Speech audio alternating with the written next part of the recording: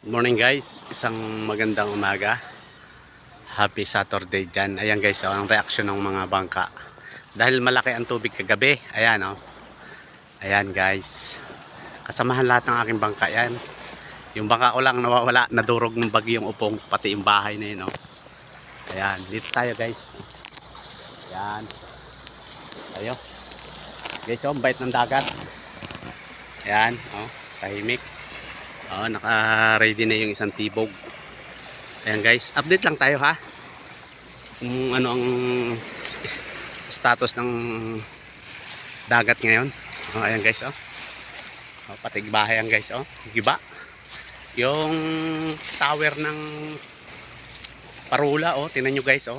Tumagilid na, pati buhangin kinain na ng dagat. Pero utay-utay na uling pinabalik. Ayan oh. Ayan, tayo. Pasyal-pasyal muna tayo para malaman natin. Ayan guys oh, nagtumbahan ng mga niyog. Yan ang epekto ng bagyong upong. Ayan oh, giba-giba talaga oh. Ayan. Ayan, sige guys. Okay. So next video tayo guys ha, para makapag-update ulit tayo. So mapagpalang umaga dyan, happy Saturday. Ayan. Ayan oh. Ayan oh. Ayan. Ayan o. Ayan ang pulo na yan lahat. Flores yan guys, mga magkakapatid. Ayan. Ayan, yung mga bangka na yan. Sige guys.